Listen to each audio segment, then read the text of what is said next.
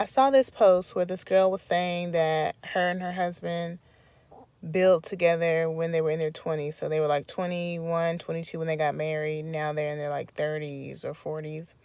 And they were building over time. And she was saying that a lot of women don't want to do that nowadays. And so there was a bunch of women under the comments. And then one particular comment said, yeah, you started at 21. The men these days are 41 or they're in their 40s and they're wanting to build. And then a lot of women were co-signing that. And immediately I disagreed with that, just because the men are 41 or in their 40s, late 30s, early 40s, even 50s, that it's too late to build with them, or, because the women are already established, they don't want to build. That is the mindset that is keeping a lot of women single. And you can call it pick me or whatever. But there are so many people in life who have had to pivot. They've had to change paths, change trajectories.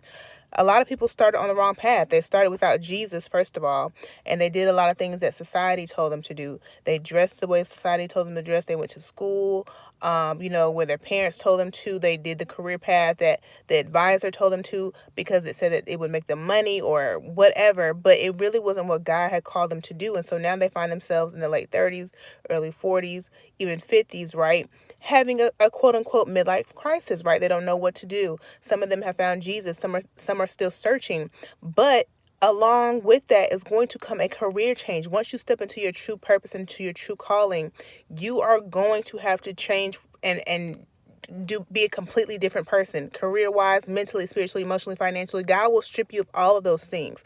There are so many people who have gone through that in the last couple of years that can attest to this.